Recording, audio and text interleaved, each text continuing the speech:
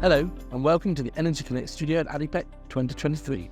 I'm delighted to have sitting in the studio with me Philippe Enkababian, Regional Domain Advisor, SLB. Philippe, thank you so much for joining me. Glad to be here. Start off, what technologies and innovations are currently being employed by SLB to mitigate and minimize its carbon footprint in well stimulation?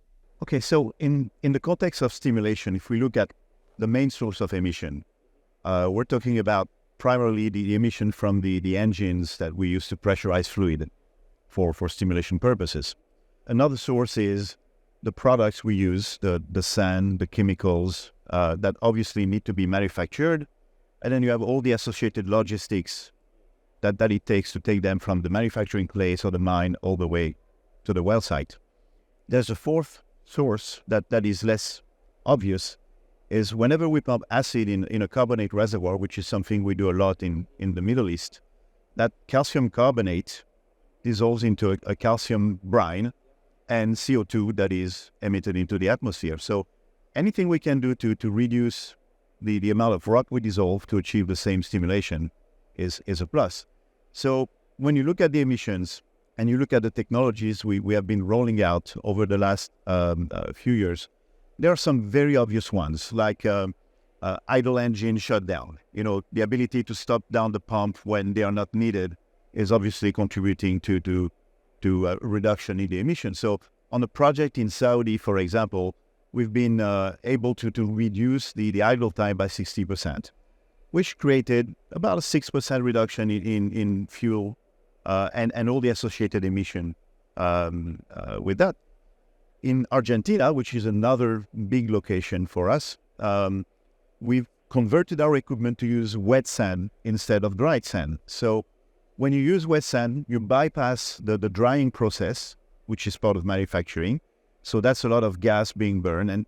And with one operator, we've been able to document about 20,000 metric ton equivalent of CO2 per year just by converting from dried sand to wet sand. And that's something that we want to apply in many other places. And then obviously you have all the chemistry solutions. So highway flex, which is the new iteration of channel fracturing, where we pulse the proppant instead of pumping continuously, allows us to reduce not only the proppant, but also the fluid associated with that sand and proppant. So that minimizes the pumping time, that minimizes the need for water and chemicals, and all the logistic that goes with it.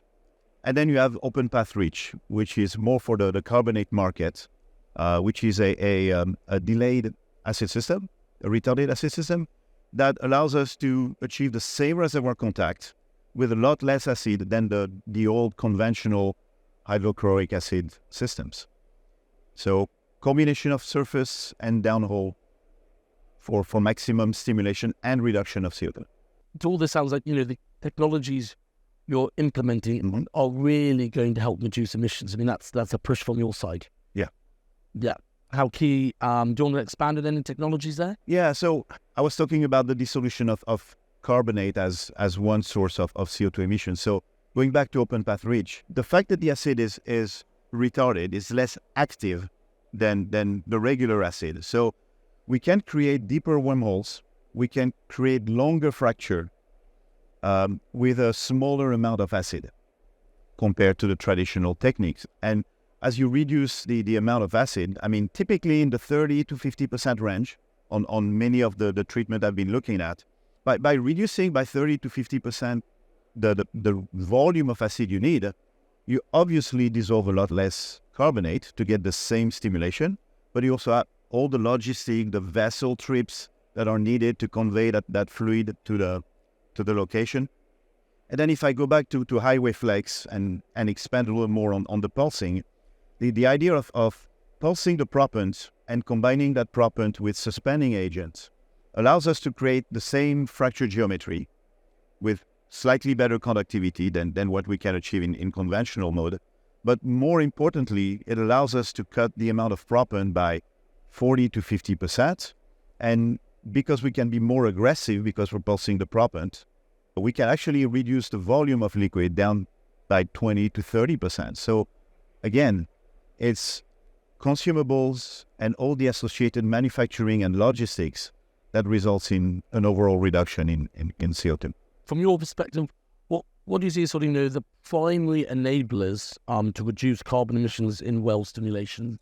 So technology is obviously the driving force, okay?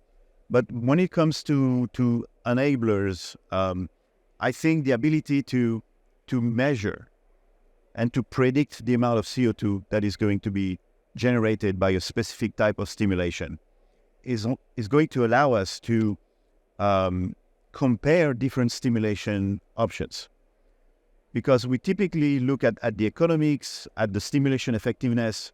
SLB is developing an emission calculator, which allows us to take the entire workflow associated with the stimulation operation, from the logistic to the manufacturing to the well site, the whole thing, which is now going to allow us to compare different stimulation options and say, okay, this one, we can achieve the same stimulation, but we can reduce the emission by 10 to 20%.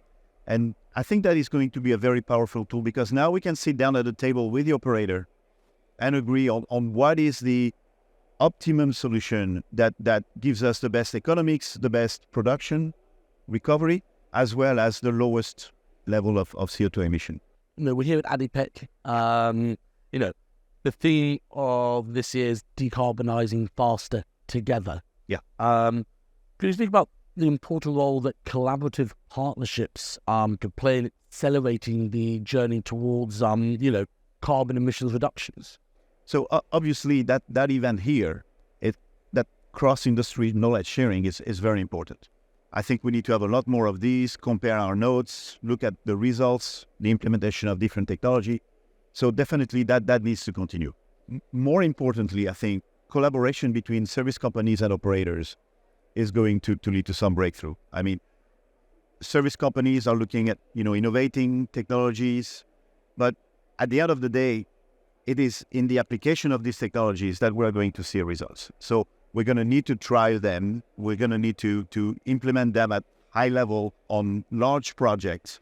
And we're going to need to establish targets, look at the goals, measure the progress. And so that collaboration between operator and service company is going to be very important. Another example would be joint industry programs.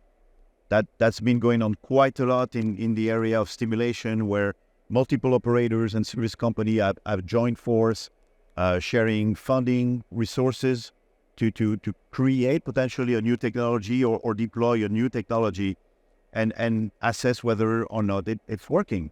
So GIPs, I think, in the field of decarbonization is something that needs to happen.